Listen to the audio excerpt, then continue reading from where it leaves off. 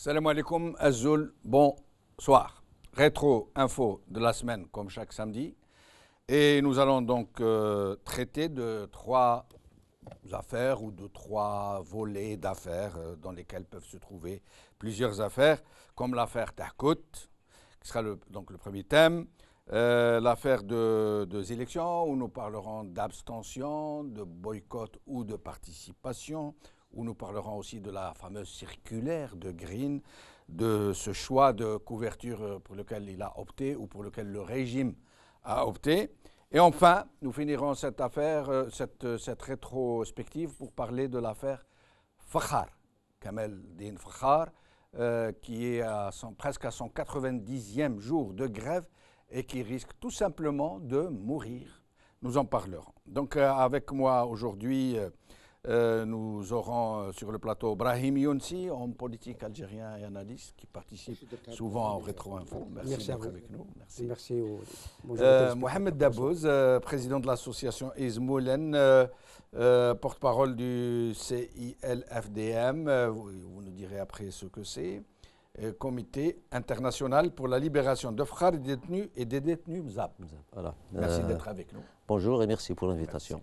Et nous allons être bientôt rejoints par Yassine Mahibahi, candidat aux législatives 2017, parce qu'il faut bien entendre plusieurs sons de cloche, n'est-ce pas? Nous allons commencer par l'affaire Tahkout. Le matin d'Algérie.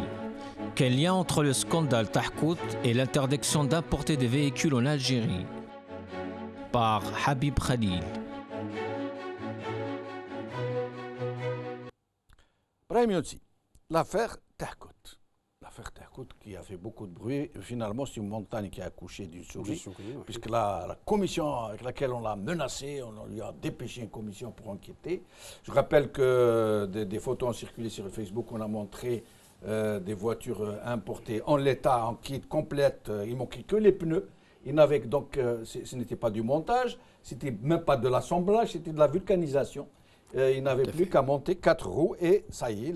Et donc ça a fait un gros scandale, mais lui, entouré de 2 drapeaux solennels, il a fait tout un discours, il a dit j'attends de pied ferme cette commission, et après tout, voilà le cahier de charge. Et il semble que tout le problème soit dans ce cahier de charge. Tout à fait. Tout à fait. Nous ne connaissons toujours pas le cahier de charge. Mais il paraît que certains ont pu y accéder. Farhat Aitali a pu le consulter et il a fait un vrai réquisitoire. Il a dit finalement tout le mal vient de ce cahier de charge parce qu'en fait c'est une grosse farce que cette histoire d'assemblage ou de montage. Cela est fait de façon délibérée. Oui. Dans la confusion, on peut tout faire. Voilà. Et Tahkout est entre guillemets dans son bon droit. Il peut importer des voitures sans l'accuser. Oui. Il peut importer des voitures montées, on installe les roues et ça roule. Pourquoi ils les auraient pas ramenés avec les roues? Il aurait pu, par exemple, ramener le rétroviseur à côté. Ça viendra. Ouais, c'est plus pratique. Ça viendra. Les roues sont passées. Ouais. Après, on importera la voiture, on installera juste le rétroviseur extérieur. Voilà, exactement. Bon. Voilà, par exemple. Bon, voilà, mais beaucoup d'experts sont en train de dire, et ils sont catégoriques, que d'abord, moins de 40% d'intégration, ce n'est pas rentable. Et que ça n'apporte rien, même pas du transfert de technologie. Deuxièmement, que ça coûterait moins cher d'importer le véhicule en l'état que de le faire de cette façon-ci. Absolument. Parce que là, nous sommes à 5-6% d'intégration, ça veut dire que c'est une grosse blague. Et qu'en plus, c'est un contournement de cette fameuse austérité pour continuer d'importer des voitures sous une autre façon. Tout à fait. C'est-à-dire que l'importation en elle-même, c'est-à-dire des voitures toutes faites, c'est plafonné, si j'ai bien les chiffres en tête, à 50 000 véhicules. D'accord. Et Tahkout importe des voitures tout en parlant de montage ou d'assemblage. C'est-à-dire, montage et assemblage, c'est la même chose. La dernière fois, je ne voulais pas ergoter sur les mots. C'est des termes synonymes. On monte et on assemble une voiture, c'est exactement la même chose. Ça veut dire la même chose. Assemblage et montage, c'est du pareil au même, c'est du kiff-kiff. Bon, ça veut dire qu'on continue à importer des voitures. Voilà, tout simplement. Oui. On n'assemble pas, on ne monte pas. Il y a des gens, comme vous l'avez si bien dit, nous faisons, s'il s'agit des roues, de la vulcanisation. Voilà. Et tout simplement de la bulle. Cela porte atteinte à l'économie algérienne parce que ce n'est pas aussi créateur d'emplois. Exact. On ne crée pas d'emplois. Ouais, ouais. Mais le comble, Brahim Younsi, je m'adresse surtout à vous parce que notre ami Mohamed Debbouz m'a dit qu'il ne maîtrisait pas très bien le sujet, qu'il préférait ne pas en parler. Pourquoi Tahkout? Parce qu'en fait, d'abord pourquoi Tahkout, ça nous interpelle parce que curieusement c'est survenu juste après l'affaire Ould Abbas et beaucoup de gens pensent que c'est une réponse Du berger à la du bergère. berger à la bergère.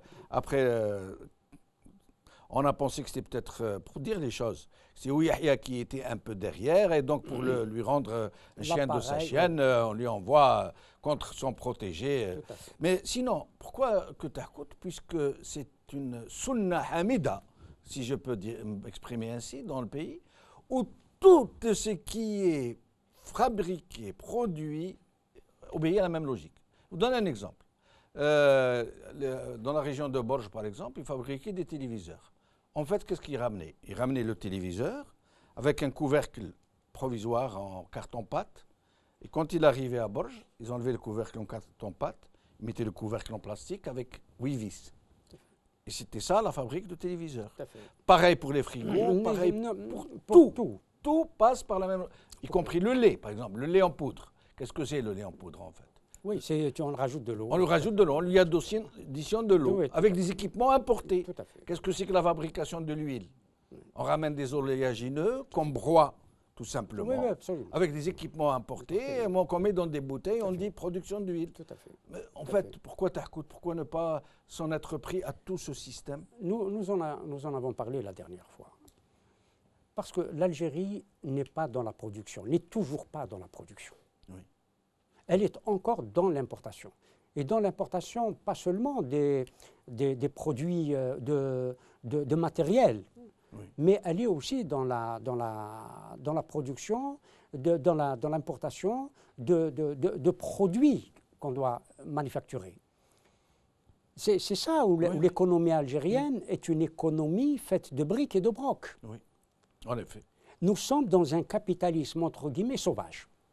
Et là, nous reviendrons là-dessus quand nous parlerons des élections, Oui. ou ce qui s'appellerait chez nous des élections. Oui. Parce que nous sommes dans une phase où l'oligarchie, ou la république oligarchique doit prendre le pouvoir. La Mais république... pourquoi elle ne l'a pas déjà? Non, non. Elle doit structurer tout cela. Oui. Elle doit structurer tout cela. Parce que on nous répète, on nous ressasse, on nous le dit depuis 25 ans. Et je dirai tout à l'heure pourquoi. Depuis 25 ans, on nous dit cela, c'est-à-dire la démocratie différée. Oui. Depuis le coup d'État. Depuis qu'on en a mis en place institutionnellement le Conseil national consultatif. Oui. Ou le Conseil consultatif national. Oui. Et puis le CNT. Et tous les 5 ans, nous avons droit à des élections fabriquées. Parce qu'on diffère la démocratie. On diffère la démocratie en attendant de mettre en place cette république oligarchique. Absolument. Oui, mais là où je voulais, et là vous pouvez peut-être intervenir, parce que ce n'est plus technique, ce régime qui est en train de nous promettre droit dans les yeux, très franchement, comme ça, très ferme, très sûr d'eux, droit dans leurs bottes, un Sellal par exemple, ou un Yahya, et ils nous promettent, ils nous disent non, non, c'est fini, le pétrole, c'est fini, on va substituer le pétrole par la création de richesses. Nous allons donc produire, nous allons exporter et nous allons remplacer les ressources donc, que nous n'aurons plus par le biais du pétrole par notre propre industrie, notre propre agriculture. C'est comme ça, c'est de cette façon, comme c'est dans le cas de Tahkout qu'il compte. Je pense que le discours du pouvoir algérien n'a aucune crédibilité. Même eux, ils ne croient pas à ce qu'ils disent.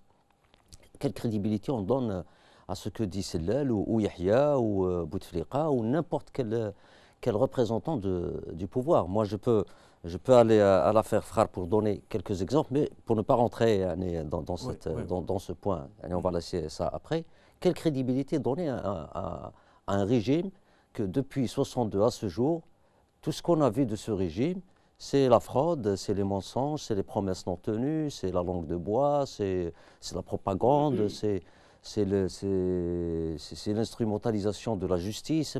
Il n'y a aucune crédibilité. C'est-à-dire tout ce que peut dire Sellal ou Yahya, même eux, ils ne croient pas ce qu'ils disent. Oui, mais là ça devient pire que de la fuite en avant parce que non seulement ils ont perdu la moitié des ressources, la moitié.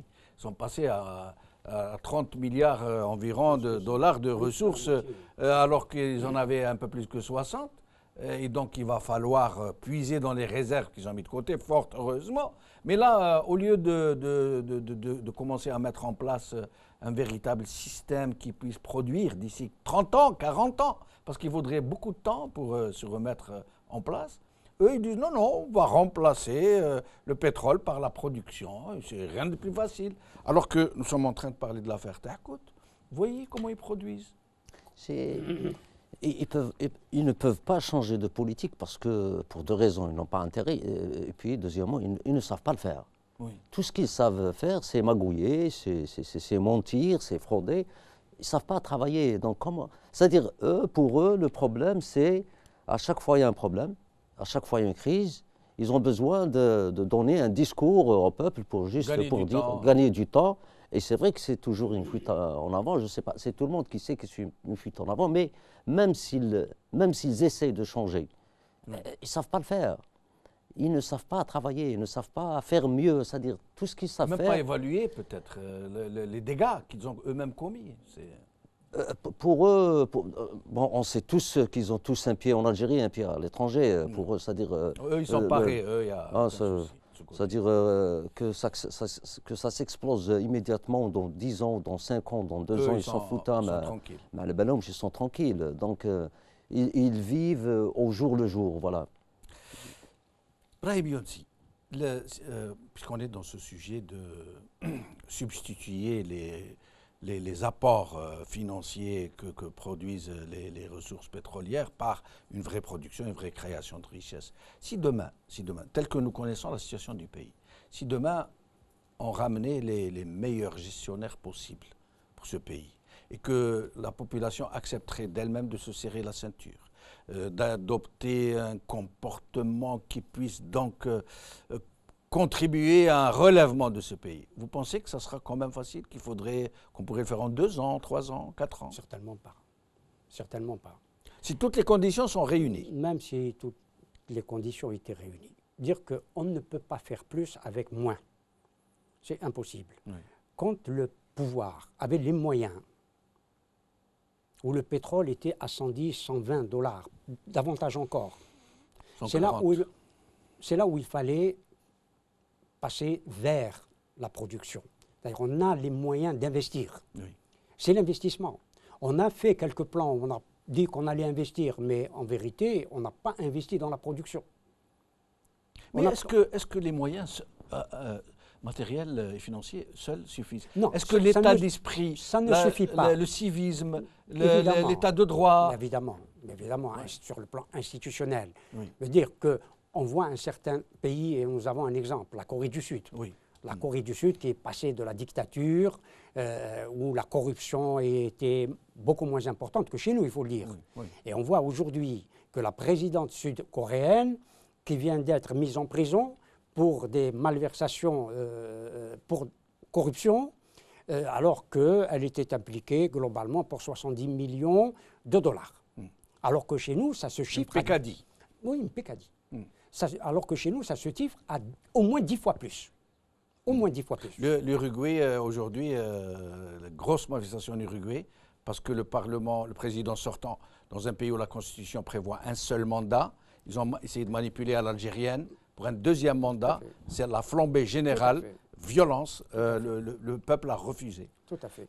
Pour vous dire. Mais moi, ce que je ne comprends pas, ces promesses du gouvernement, à les prendre pour crédibles et sûrs et sincères.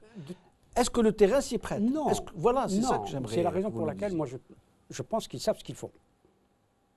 Ils savent ce qu'ils font. J'ai dit, ils ne savent pas travailler. Oui, sans doute. Construire dans le sens de... peut-être. Mais ils savent ce qu'ils font. C'est sûr, oui. Ils savent ce qu'ils font. Pourquoi? Parce que on nous a vendu, comme toujours, les phases de développement et nous sommes passés de ce que Rostow appelait la société traditionnelle pour passer les 5 étapes et passer à la société de consommation de masse. Nous sommes en quelque sorte, nous importons tout. Nous sommes dans la consommation de masse. Et cette consommation de masse qu'on continue à faire, les voitures, les bananes, les ceci, les cela, le marché est achalandé. Les gens consomment. Beaucoup n'ont pas le pouvoir de consommer, n'ont pas le pouvoir d'achat. Mais la société est une société de consommation. Et massive, massive. Cela prépare l'autre phase qui arrive. Et l'autre phase qui arrive, je viens de le dire, c'est cette oligarchie qui va prendre de façon directe le pouvoir. Et nous sommes, certains, et notre ami Farhat Aït-Ali en fait partie, d'un conseil scientifique pour l'industrie ou de l'industrie algérienne, qui sont là pour donner une orientation, des idées entre guillemets, pour industrialiser. Et ce sont tous, entre guillemets, des managers ou des économistes, etc., qui vont penser des gens sérieux. Oui, dits sérieux. Hein, dits sérieux. Disons compétents. Ce sont les managers. C'est cette république aussi, et alliés, ne peuvent pas ne pas être alliés avec cette oligarchie qui a mis même bas sur l'économie algérienne. Quasiment tous, les Tahkout, les Rabrab, les Haddad et j'en passe. Je n'ai pas compris la relation avec Farhat Aït-Ali. Non, parce qu'il fait partie de ce conseil scientifique. Oh. Parce que moi, Farhat Aït-Ali, je vois que c'est un homme d'une probité, d'un engagement. Non, je ne dis pas. C'est-à-dire pour que les gens ne soient pas induits dans l'erreur. Non, je veux dire, c'est un conseil scientifique, je dis bien. Oui. Vous avez une élite qui va penser l'industrie algérienne. Oui. Mais Brahim Younsi, il faudra reconnaître une chose. Moi, j'ai mis du temps pour m'en rendre compte, mais finalement, j'ai dû admettre que ce pays, dans l'état où il se trouve, de déshérence complète et d'improvisation absolument hallucinante, il n'en demeure pas moins. Quand vous appuyez sur l'interrupteur, il y a de la lumière. Quand vous ouvrez le robinet, il y a de l'eau. Il y a des routes tant soit peu praticables. Donc, cela suppose qu'il y a derrière des gens qui tiennent ce pays sur leurs épaules. Oui. Il ne faudrait pas donc faire table rase de tout ce qui peut éventuellement... C'est la raison pour laquelle je dis tout ce qui est pensé. Oui. Il est pensé. Et c'est la raison pour laquelle, c'est le sujet de tout à l'heure, la démocratie, on nous a toujours vendu cette idée que nous n'étions pas prêts pour la démocratie et qu'il fallait la différer. Or, les penseurs, les conseillers, les think tanks qui conseillent le gouvernement algérien, ils sont dans ce conseil scientifique, par exemple Alexandre Taleb, pour revenir à lui, parce que directement il a accès au gouvernement et au Premier ministre lui-même, qui vendent ces idées-là, à savoir qu'il faut passer obligatoirement, ça devient un passage obligé par l'oligarchie, par construire une république oligarchique. Nous y sommes. Je comprends avant d'aller vers la démocratie. Je comprends. Alors, comme Yassine Mahibahi va bientôt nous rejoindre, nous allons donc passer le sujet qui était prévu en dernier, celui de Fakhar. Nous allons le passer maintenant pour attendre notre ami Yassine Mahibahi pour parler des élections. Donc, nous allons voir le second sujet, celui de Fakhar Kamaldine, de sa détention et de sa grève de la faim. TSA. Hamid Green adresse 2 circulaires aux chaînes de télévision par Hajar Genenfa. Je suis désolé, il y a eu un problème, un petit souci. Le sujet de Fakhar Kamaldine, s'il vous plaît. L'état de santé de Kamaldine Fakhar est inquiétant par Meziana Ben.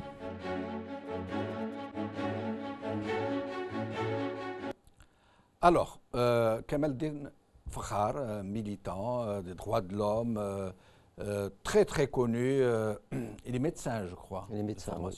Et donc, qui a longtemps milité, d'abord auprès du FFS pour les droits de l'homme. Puis la Ligue, la LADDH. La Ligue algérienne de la défense des droits de l'homme. Et puis, pendant les événements de la vallée du Mzab, il s'est retrouvé naturellement impliqué parce que c'était un véritable complot qui avait eu lieu dans la vallée du Mzab, où on a voulu monter les populations les unes contre les autres. Il y a des images qui le prouvent, où on voit des policiers prendre fait et cause pour les uns contre les autres. Ce n'est pas la première fois que ça arrive. Et ce n'est pas la première fois que ça arrive. Et donc, Kamaldine Fakhar s'est trouvé naturellement engagé auprès des siens, parce qu'il a considéré qu'ils C'est étaient naturel. des victimes. Oui. Et de guerre là, il en est arrivé à appeler à l'intervention d'institutions internationales. On a voulu lui faire dire qu'il a demandé l'intervention de l'OTAN, ce qui n'est pas le cas du tout. Il a demandé l'intervention de l'ONU, en tant qu'institution, pas en tant qu'armée. Et donc on a construit tout un complot autour de ça, on a trompé les gens, on l'a fait passer pour un traître, pour tout ce qu'on veut. On l'a incarcéré, on lui a fait subir, pas lui seulement, vous nous direz, les pires sévices qu'il puisse s'imaginer, torture morale, cruauté mentale, et il est en grève de la faim depuis presque 90 jours. Vous allez d'abord nous en parler, puis nous écouterons une petite intervention du Wali de Gherdaya. Hein, Oui, oui. Bon. Nous allons d'abord voir l'image de Kamaldin Fakhar. Oui. Voilà, Kamaldin Fakhar. Moi, j'aurais voulu aussi qu'on puisse voir l'image à l'hôpital parce qu'il est en très très mauvais état. Bon, Kamaldin Fakhar, il est incarcéré parce qu'il a osé dénoncer l'implication du pouvoir algérien dans les événements du MZAP. Oui. L'implication du pouvoir, c'est-à-dire de tous les pouvoirs, de la justice, des forces de sécurité, du pouvoir politique, de Bouteflika jusqu'au Wali, jusqu'au dernier, enfin, jusqu'à tous les fonctionnaires de l'État. Pas tous, mais disons, tous les appareils ils sont impliqués. Oui. Et quand il a vu que, c'est-à-dire, il s'adressait à des gens, c'est-à-dire, il y avait la sourde oreille de la part du pouvoir. Personne n'a pris en considération ce que disait Kamaldin Fakhar ou bien ce que disait Hajjaj Nasreddine. On parle souvent de Kamaldin Fakhar parce qu'il est en grève et tout, mais il y a d'autres militants Oui, qui bien sont, sûr. qui sont incarcérés. Bon, en tout, il y a plus de 160 militants, 160 détenus MZAP. Mais pourquoi vous parlez seulement des détenus MZAP? Pourquoi vous ne parlez pas de l'ensemble des détenus dans cette affaire? Ben, Je crois que ça serait mieux pour essayer de rassembler les Algériens contre un régime qui essaie de les diviser. Oui, d'accord, vous m'avez posé la même question la fois passée Oui, et j'ai exactement. répondu, je n'ai pas toutes les données, je ne sais même pas Oui. leur nombre, je ne connais même pas, c'est comme l'affaire de Moi, j'aurais là. voulu que vous Ça, je peux disiez pas, je ne peux- l'ensemble, je comme connais ça, pas. pour que vous Je sais même montriez pas la leur- volonté des MZAP savez- dont nous connaissons l'engagement pour leur D'accord. pays, pour aller dans le sens de la réconciliation. Nous sommes, nous sommes contre les arrestations arbitraires, quelle que qu'elles soit la victime, ça c'est clair et net. D'accord. Pas uniquement les Mozabites, les Arabes, les Kabyles, les Chaouis, les Tergis, pas uniquement en Algérie. Oui. C'est-à-dire toutes les arrestations arbitraires, ça c'est clair. Moi je suis président de l'association Izmoulem pour les droits des Atmzab. Moi-même je suis réfugié politique ici. Je suis menacé, j'étais menacé quand j'étais en Algérie. Mes amis militants sont actuellement en prison. C'est tout à fait naturel que je commence par mon entourage, par normal. ce que Je je ne comprends. peux pas parler d'un sujet que je ne connais pas bien, que je ne maîtrise pas bien. Et quand je vous dis, nous avons actuellement, il y a plus de 160 Mozabites en prison, ce n'est pas un chiffre qu'on a eu juste comme ça facilement. C'est-à-dire il faut beaucoup d'efforts pour s'informer, ce n'est pas facile, mais en général, on ne dénonce pas les Mozabites, enfin on ne dénonce pas le fait que les Mozabites sont détenus, on dénonce le fait que les Mozabites sont détenus d'une façon arbitraire et illégale. C'est ça le problème. Si un Mozabite, il a été détenu parce qu'il a commis un crime et que la justice indépendante et les policiers, ils ont fait leur travail, on ne va pas dénoncer. Oui, Pourquoi évidemment, dénoncer évidemment. Voilà le problème. Le problème est là. Donc je reviens à Kamaldin Fakhar. C'est parce qu'il a osé dénoncer l'implication du pouvoir dans les événements du MZAP de 2013 jusqu'à juillet 2015. D'ailleurs, Saadani Oui. l'a dit clairement, publiquement, du haut d'une tribune. Il a accusé le général Toufiq, le général de corps d'armée Toufiq, le puissant patron du DRS, le vrai maître du pays, Dans un d'avoir discours organisé les événements du MZAP. Oui, dans un discours qu'il a prononcé le 5 octobre passé 2016, il Voilà. a dit c'est le général Toufiq qui est derrière les événements du MZAP et de Ouargla. Il a parlé Voilà, même de Ouargla. exactement. Et je vous laisse finir. Et curieusement, alors que c'était le secrétaire général du FLN, Bien fait, là. une personnalité politique d'envergure, aucune suite n'a été donnée à cette déclaration qui est pourtant claire. Il n'a pas usé de termes ambigus. Il a dit c'est le général Toufik qui est derrière les événements du Mzab. Ça veut dire il a reconnu que les événements du Mzab, ce n'est ni Kamal Dinfkhar, ni ceux de l'autre côté, que c'était un complot du DRS pour monter les Algériens les uns contre les autres. Et malgré cela, il n'a pas été inquiété, il n'a pas été convoqué. Général Toufik n'a pas été entendu, ni Saadani. Et je vous laisse poursuivre. Kamal Dinfkhar a fait une demande auprès du tribunal de Tardeit pour convoquer Saïdani, Ahmed Yahya, le wali de Tardeit Azzdin Mchri et le directeur de la sûreté de Tardeit. Voilà.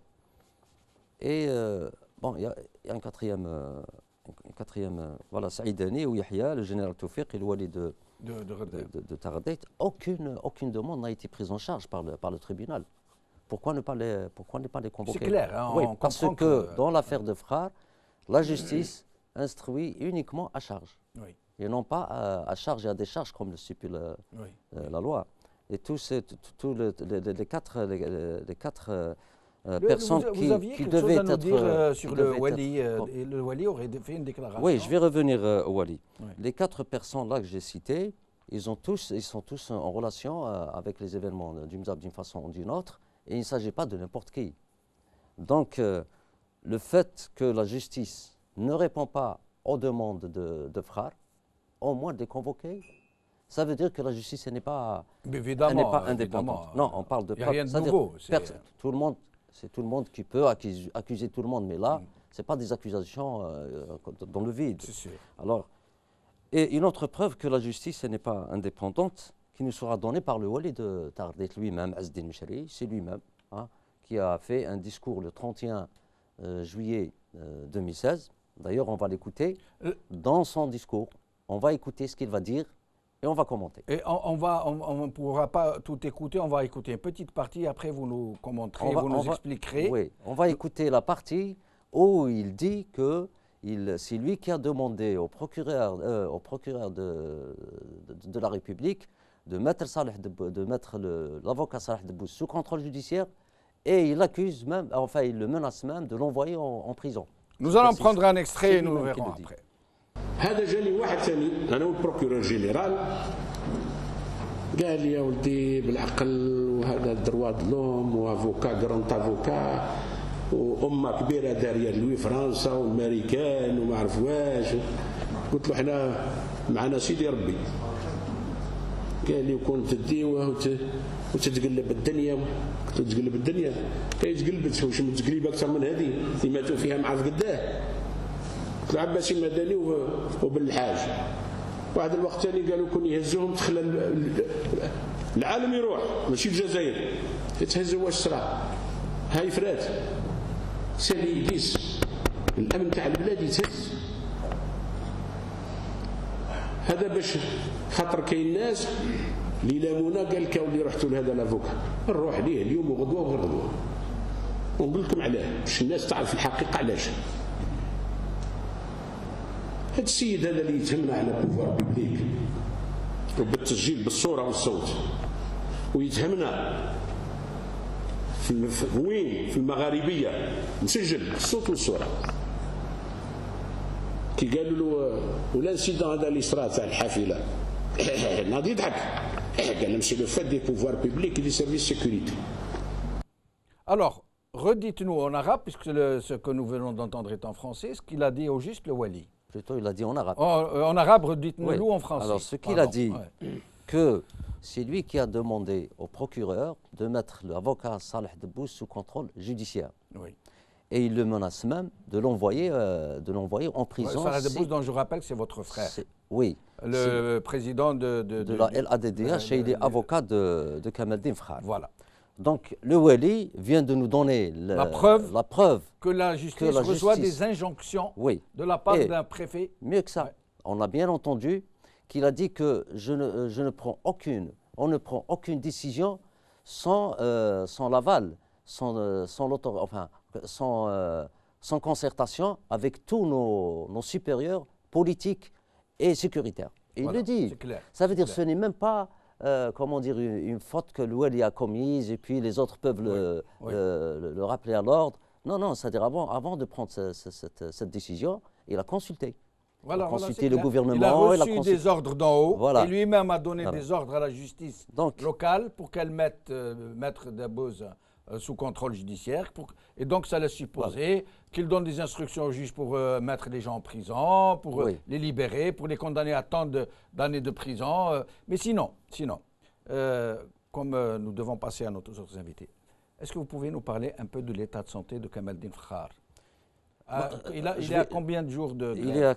Aujourd'hui, c'est le 89e jour, comme vous avez dit, presque 90 jours de la grève de la faim. Il est très affaibli, il est sous sérum. Il est dans un hôpital? Il est dans un hôpital à droite. Ouais. C'est l'hôpital Hamida Ben Ajila. Et donc, il refuse Il refuse d'arrêter sa grève de la faim. Est-ce qu'il peut recevoir des visites? Bon, les visites de sa... Bon, il est dans une chambre d'hôpital, c'est plutôt une cellule de prison. Donc, c'est les mêmes démarches pour rendre visite à quelqu'un. Voilà, à quelqu'un qui est en prison. Donc, je ne sais pas, à part les membres de la famille, l'avocat, je ne sais pas si les autres peuvent demander à le voir. Sa santé est en danger? Il est en danger, il peut mourir à tout moment. Hein. Yassine Mahibahi, merci d'être avec nous. Merci. Vous qui êtes médecin, quelqu'un qui a son 90e jour de grève de la faim, dans des conditions que nous connaissons en Algérie, où il n'y a pas de véritable soutien médical autour des grévistes, qu'est-ce qui peut se passer? Il peut mourir tout simplement. Et je pense que l'exemple le plus frappant dans l'histoire, c'est celui de l'Irlande du Nord, qui était en grève de la faim, un des opposants à l'époque, dont j'ai oublié le nom. Ils étaient plusieurs et il y a un qui sont morts. Bobby Sands. Bobby Sands, merci beaucoup. Et donc Bobby Sands, il est décédé de cette grève de la faim avec justement cette situation conflictuelle qu'il y avait à l'époque avec Margaret Thatcher. Et s'ils ne sont pas décédés, ils peuvent avoir de graves séquelles. Absolument, absolument. Je profite de l'occasion parce que le docteur Fakhar, déjà, c'est un confrère à moi. Oui. Donc moi-même, je vous ai contacté, je crois, un jour pour dire est-ce qu'on peut faire quelque chose, parce que je suis certain que l'état de santé du docteur Fakhar est très critique avec cette grève de la faim. Donc il peut mourir à n'importe quel moment, très affaibli. Donc voilà, je pense qu'il faut être conscient de ça quand même, hein, que quelqu'un, après tant de jours, qui s'alimente, donc c'est ce qu'on appelle une alimentation parentérale, hein, par du sérum, etc. C'est même pas le cas, je crois. Ce n'est même pas le cas. C'est une alimentation parentérale. Et donc, non, son état est très critique. Et vraiment, moi, je souhaite absolument qu'on puisse faire quelque chose, que les autorités puissent prendre en conscience de cet état, parce que malheureusement, voilà, il est... Et justement, Brahim Younsi, après l'affaire Tamalt, qui est mort, journaliste incarcéré pour avoir, dit-on, osé dire des choses sur le président de la République, qui en est mort, après une histoire pareille, ils prennent un autre risque de voir mourir un autre militant pour les droits de l'homme dans des conditions pareilles? C'est clair, Yahya l'a dit. Et, oui, au sujet de Boras, qui faisait une grève de la faim, il a dit qu'il fasse grève de la faim. Qu'il crève, qu'il meure. Tout à fait, dans le mépris le plus total. Et c'est vrai que, moi je ne suis pas médecin, mais que tous ceux qui ont fait des grèves de la faim aussi longues, aussi dures, en sont sortis avec des séquelles, et des séquelles extrêmement graves, extrêmement graves, à tout point de vue. Dire que là, cette question-là, d'autres l'ont vécu aussi. Mais la question de Fakhar n'est pas une question de droit commun. C'est une question qui relève des droits de l'homme, et absolument des droits de l'homme. Et c'est là où la responsabilité... Moi, je ne suis pas toujours d'accord avec Kamaldin Fakhar sur le plan politique, sur le plan de l'idéologie, sur le plan... Je ne suis pas d'accord. Mais la question des droits de l'homme, nous la partageons tous. Fakhar ou d'autres ont le droit de dire ce qu'ils disent. C'est clair. Ils ont le droit de proposer ce qu'ils proposent. C'est clair. On peut ne pas être d'accord avec eux. Mais leur intégrité physique, morale, ne doit pas être atteinte.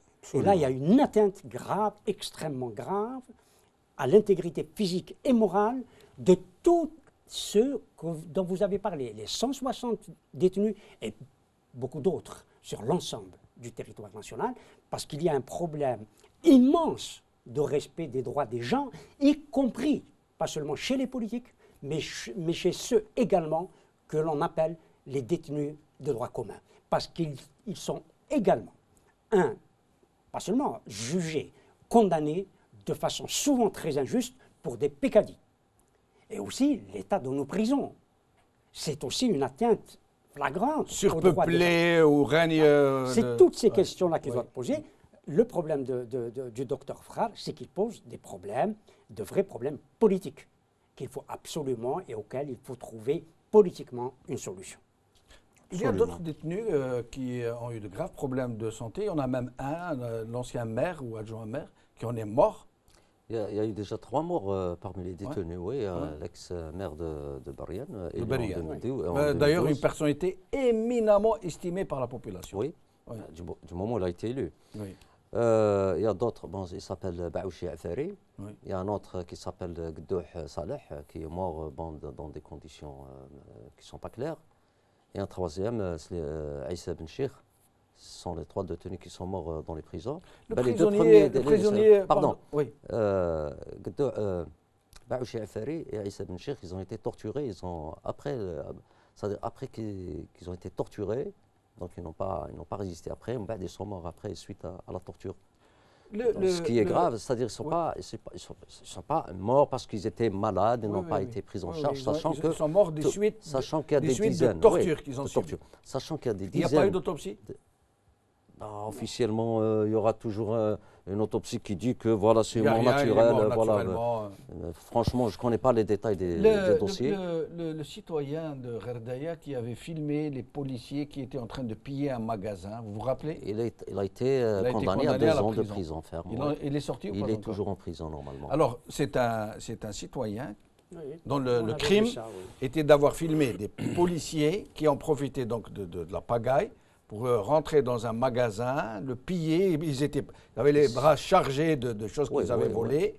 Et qu'est-ce qu'on a fait le lendemain? C'est celui qui a filmé qu'on l'a condamné. Il n'a pas filmé. Lui a dit je n'ai pas filmé.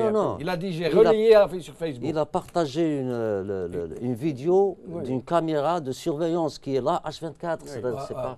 C'est par hasard qu'ils ont été filmés. Personne n'a filmé en quelque sorte. Il n'y avait même pas l'intention de le filmer. Ils ont été pris par hasard. Et il a été condamné. Lui, il a juste partagé la vidéo. Voilà. Nous devons passer au sujet prochain, mais nous reviendrons. Je vous promets une chose, c'est que nous reviendrons juste un petit détail. On a vu les images de tout à l'heure, on a vu l'implication des policiers, c'est-à-dire leur parti pris. Oui. Donc, quelle crédibilité donner à ces policiers qui ont arrêté Frare et les sont détenus Mzab. On a entendu le Wali qui dit que c'est lui qui a donné l'ordre à la justice. En prenant, bien sûr, en consultant ses supérieurs. Oui. Et puis, il y a les avocats de Frare ont démontré avec preuve à l'appui que dans le dossier de Frare, il y a eu falsification de documents, fabrication de preuves. Et ils ont demandé au juge d'instruction, à la chambre d'accusation, d'ouvrir une enquête là-dessus. Ça a été refusé. Et nous allons rester là, mais nous y reviendrons. Ouais. Nous y reviendrons. Inch'Allah, nous espérons qu'avant d'y revenir, qu'il sera relâché. Et que, Inch'Allah, mais sinon nous y reviendrons. C'est comme la fois passée, le sujet, vraiment j'ai beaucoup de choses à dire. Je sais, mais comme c'est un rétro-info, nous devons faire de plusieurs sujets. Est-ce que vous permettez que je lance un appel rapidement, 30 secondes. Je lance un appel à tous les gens épris de justice de faire n'importe quoi, toute action pacifique pour montrer leur solidarité avec le docteur Frare. Il y a une manifestation qui doit avoir lieu en France, près de l'ambassade, vous êtes au courant? Qui a eu lieu. Non, qui doit avoir lieu. Non, je ne suis pas au courant, mais il y a une manif le 8. Il y a une manif le 8. On va me le dire peut-être à l'oreillette, Hussein. Il y a une manif lancée par le CILFDM à Paris le 8. Oui. Le même jour, une manif lancée toujours par le CILFDM à Genève le 8. Oui. Et le 9, mais il me semble qu'il y a une manifestation nous allons, à Bruxelles. On va nous confirmer. Nous allons donc voir le dernier sujet de la semaine sur l'affaire donc des élections, de la circulaire de Green. TSA. Hamid Green adresse 2 circulaires aux chaînes de télévision. Par Hajar Genenfa. Il ne nous reste plus que 12 minutes et Yassine Mahibaï qui est arrivé en retard, qui participe à ces élections, qui est candidat. Donc la parole vous revient avant qu'on vous tombe tous dessus, à bras raccourcis. Ben, écoutez, justement, moi ce que je n'admets pas depuis le début de ces élections, c'est qu'une partie s'acharne contre une autre partie. Donc ceux qui vont participer s'acharnent sur ceux qui vont s'abstenir, et ceux qui vont s'abstenir s'acharnent sur ceux qui vont participer. À mon sens, j'ai toujours dit que le taux d'abstentionnisme sera élevé. Ça, il faut qu'on soit tous d'accord. Certains disent le plus élevé depuis l'indépendance. Je pense qu'il il sera très élevé pour les raisons qu'on connaît tous. La perte de confiance, l'absence d'un état de droit, les politiques qui n'ont rien fait justement pour essayer d'arranger les choses. Bon. Mais ce débat, pour moi, n'a aucun intérêt entre ceux qui vont participer et ceux qui ne vont pas participer. Moi, je respecte, je le dis, et encore une fois, j'ai même dit que je comprends l'état d'esprit des gens qui ne veulent pas participer, qui veulent s'abstenir. C'est très compréhensif. Ce que je ne comprends pas, c'est cette attitude du gouvernement, du ministre de la Communication, M. Hamid Green, en disant « je ne donne pas parole à ceux qui vont boycotter ». Donc ça, je n'accepte pas. Même si je suis un candidat aux élections législatives, j'estime qu'on a besoin d'écouter les uns et les autres, qu'on a besoin d'enrichir le débat. Et si on veut construire un état de droit, si on veut construire un semblant de démocratie, nous devons tous participer à ce débat. Donc, je vais vous parler franchement. Est-ce que ce n'est pas de la langue de bois que vous êtes en train de nous faire là? Mais je vais vous parler très franchement. Vous connaissez le régime, vous n'êtes pas tombé du ciel. Vous connaissez ce régime aussi bien que nous tous. Vous savez par exemple que ces élections, ce sera la fraude. Les élus sont déjà connus, on les connaît. Du moins, on connaît les listes. Par exemple, telle liste, premier, deuxième, troisième, ils sont retenus. Vous savez que le FLN et le RND, à eux seuls, d'ailleurs, Ould Abbas vient de déclarer que le FLN seul doit avoir la majorité absolue. Mais en tout cas, nous savons très bien, vous ne pouvez pas me dire non, qu'il n'y a aucun doute que le FLN et le RND, à eux seuls, sans compter leurs autres alliés, seront majoritaires absolus. Vous le savez. Vous savez très bien que tous ceux qui vont passer sont dans des quotas. Alors vous, ou vous êtes déjà dans un quota, ou alors vous êtes un vrai naïf, ça veut dire que vous pensez que les gens vont vous élire malgré le régime, si le régime s'y oppose. J'aimerais que vous nous expliquiez. Je ne suis ni dans un quota, ni dans un esprit naïf. Oui. J'ai fait mon devoir, je suis, comme je vous ai dit, membre de la communauté algérienne en France. J'ai dit j'ai envie de participer à quelque chose de mon pays. Donc quoi, lever la main? Parce que le Parlement algérien, qu'est-ce qu'il va faire? Sinon, lever la main comme il l'a fait depuis 1962. Pourquoi voulez-vous que ce Parlement-ci soit différent des autres qui ont toujours été en train de lever la main, dire oui, avec une petite minorité pour faire du cinéma, pour faire croire qu'il y a des députés indépendants, mais qui ne changent rien, puisqu'ils sont une petite minorité. On a besoin justement de créer cette force au sein du Parlement. On a besoin de créer cette force avec l'ensemble des parlementaires qui sont ou qui seront peut-être, qui ne font pas partie, quand vous dites, de ces gens qui lèvent la main. Je vous rappelle par exemple, ceux qui étaient députés de la communauté, dans la majorité ont tous été pour l'article 51, sauf une qui n'a pas été contre l'article, qui n'a pas été pour l'article 51, mais qui n'était pas présente physiquement au sein du Parlement. Donc ça c'est un exemple. Les autres, ils ont voté pour la loi de finances, etc. Moi, non, j'ai ma conception différente des choses. J'ai un programme pour la communauté, je me présente, mais est-ce que je serais peut-être, si je serais élu, je ferais partie de la minorité, mais je ne ferai pas de la figuration. J'ai promis que je ne ferai pas de la figuration et que les gens quand même doivent savoir qu'on essaie de contribuer par tout ce qu'on a. Je pense que vous connaissez mon background un petit peu. Donc, je suis ici. J'ai un passé donc, de militant à mon niveau. Je suis jeune. J'ai envie de participer, ne serait-ce que pour justement défendre ceux qui sont opprimés, parler de l'état de droit. Si j'arrive, d'accord, si j'arriverai pas, je partirai en plein mandat, ça je l'ai dit, il n'y a aucun problème. Je ne ferai pas de la figuration en tout cas. Brahim Younsi. En tout cas, moi je ne te jette pas la pierre, je te tutoie, parce que nous le considérons bien. Bien sûr, monsieur Younsi, avec Ouais, toute l'estime que j'ai pour toi, personne. Moi aussi. mais c'est une question de fond. Les élections, ça a toujours été une question de fond. Pourquoi? C'est une question de fond. Est-ce que l'on pense que le système algérien, j'allais dire l'État algérien, l'État l'est sans doute parce qu'il y a des gens qui sont morts pour cet État, mais est-ce que le régime algérien, le système politique algérien est un système légitime? Il ne l'est pas, indéniablement, et tu le sais comme moi. Ce n'est pas un système légitime. L'État est dans l'illégitimité parce que le système n'est pas légitime. Et on a une assemblée nationale dite populaire qui est issue, toujours, y compris à l'époque du parti unique où les députés étaient désignés, nommés. Les élections, c'était une mascarade et nous le savions. Là où il y a un foisonnement de partis politiques, comme dirait quelqu'un, c'est le totalitarisme qui rend hommage à la démocratie. Or, le système n'est pas légitime. Donc les lois que vote l'Assemblée nationale ne le sont pas, elles sont scélérates, par définition, que ce soit la loi de finances ou les autres lois. Elles sont scélérates. Est-ce que, par votre participation, je ne te jette pas encore le pas, il n'y a pas que toi, il n'y a pas que toi.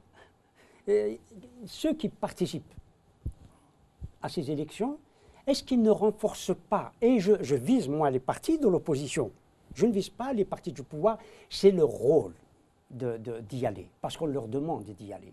Mais ceux qui sont dans l'opposition et qui renforcent l'illégitimité et qui donneraient, entre guillemets, une crédibilité, parce qu'il y a des gens comme toi au Parlement si tu le seras. C'est ça qui me pose problème. Alors, par rapport à cette question, moi je rejoins tout à fait ce que tu viens de dire, Oustad Younsi, par rapport au rôle des partis de l'opposition. Ils n'ont pas joué leur rôle, ça on le sait très bien. Clair, bon. oui. Mais ce n'est pas une raison pour... Alors, pour moi, non, ce n'est pas une raison. Pour moi, si vous voulez, c'est une manière de participer. Je ne donne pas la légitimité à ce pouvoir parce que j'estime qu'il y a beaucoup de choses à dénoncer dans les pratiques de ce régime si j'arriverai. Je ne sais pas. Franchement, je ne peux pas. On peut le faire aussi de l'extérieur. On ne peut pas le faire de l'extérieur. Je suis très convaincu qu'on n'arrivait pas à le faire de l'extérieur. Vous savez, les partis... Tu es là. Et c'est des millions d'Algériens qui t'écoutent là. C'est des millions d'Algériens qui t'écoutent. Oui. C'est-à-dire que de l'extérieur, tu peux dire ce que tu diras. Moi, je ne suis pas... Je vais dire les choses. Moi, je ne suis pas favorable. Je ne l'ai jamais été favorable à une représentation, comme l'on dit, de l'immigration. Je ne suis pas favorable à cela, déjà. Donc, les députés de l'immigration, c'est un principe, c'est une position. Je ne suis pas favorable du tout. Mais néanmoins, qu'est-ce que vous pourrez faire? On l'a vu, ce n'est pas d'hier que datent les députés de l'immigration. Ça fait quand même plusieurs décennies qu'ils sont là. Mais qu'ont-ils fait? Pourrait-il faire? Le député, son rôle n'est pas de défendre les intérêts de l'immigration, ce n'est pas son rôle. Le rôle d'un député est de voter les lois nationales. Et pas seulement spécifiquement les lois pour l'immigré ou l'immigration. Ou régler le problème des billets d'avion, ce n'est pas son rôle. Son rôle, c'est l'Algérie, c'est la compagnie convenue, c'est l'État qui fixe les prix. Et ce n'est pas le député Mohamed Dabouz, votre avis sur cette question? Participation. Alors, participation, boycott ou abstention? Moi, à mon avis, les élections en Algérie n'ont jamais rien changé à ce système. On vit le même système de 62 à ce jour. Je ne vois pas pourquoi participer à des élections qui ne vont rien changer. Franchement, c'est aussi simple et c'est aussi clair que ça. La fraude, même le pouvoir parle de la fraude. Même eux, ils reconnaissent qu'il y a la fraude. Donc, pourquoi? C'est-à-dire que C'est juste, bon, peut-être que vous êtes tête de liste, donc vous pouvez, c'est-à-dire à titre individuel, on peut dire que telle personne ou telle personne peut être à l'APN, peut faire de l'opposition, il est honnête, il est compétent, on ne parle pas des personnes, mais si on parle des élections en général, comme a dit tout à l'heure, c'est du système. c'est la la majorité, ça sera écrasante, ça sera Moi, j'ai envie FLN, RND. Donc ça ne va rien changer. Ça ne va rien changer au quotidien de l'Algérie. Par contre, le pouvoir algérien, il joue cette carte comme quoi on a des élections en Algérie, on a une démocratie, on a une liberté de la presse, et ainsi de suite. Non. Il a besoin de ça et ça ne va rien changer au quotidien des Algériens. Alors justement, c'est là où j'ai envie de vous poser maintenant la question, tout ce temps que vous êtes. C'est-à-dire que moi j'entends très très bien, je vous ai dit la dernière fois, je respecte, voilà, mais j'ai envie de connaître un peu quelle est l'alternative ou quelles sont les alternatives qu'on peut proposer. Moi j'ai envie de savoir, c'est tout simplement, moi j'ai dit, ma position elle est claire, je participe à ces élections, en sachant que bon, voilà, je me soumettrai aux résultats et ça s'arrête là.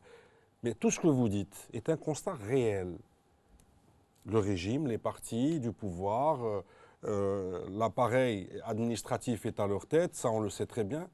Quelle est l'alternative? Alors, Brahim, je pense qu'on a l'alternative. essayé plusieurs fois, avant de laisser Seyounsi, je pense qu'on a essayé plusieurs fois, quand je dis on, la société civile, les partis politiques, on a essayé de se réunir à Alger, ici, on a essayé plusieurs fois de faire quelque chose pour dire, mais voilà, mais ça n'a pas abouti. Donc encore une fois, M.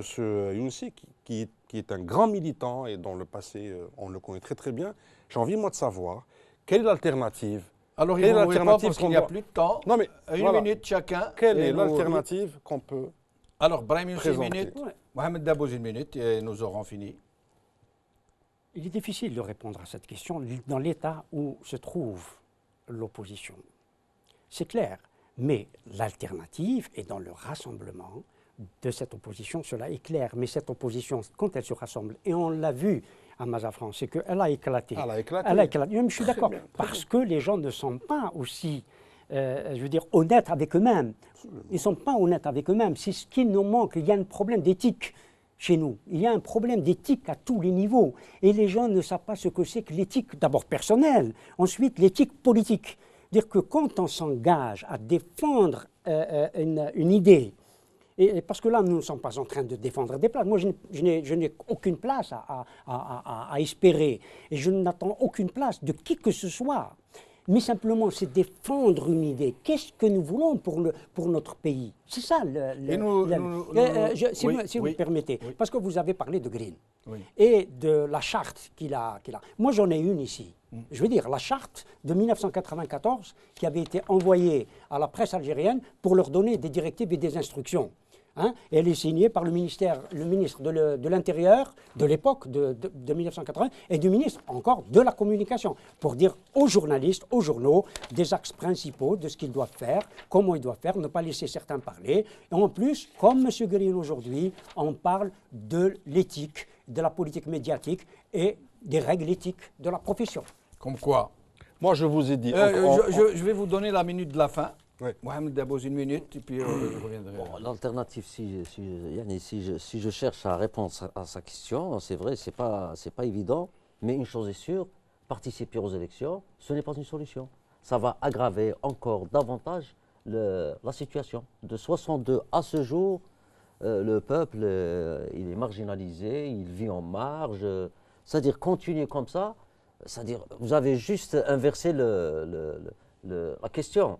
Au lieu de dire que participer aux élections, c'est une solution, vous dites, bon, pour moi, je vais participer aux élections. Si vous n'êtes pas d'accord, proposez-moi quelque chose de meilleur.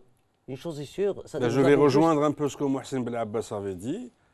ORCD a dit, très bien, nous, on est prêts à boycotter à condition que l'ensemble des partis politiques puissent se mettre d'accord sur un rassemblement, ce qui n'est pas le cas pour le moment.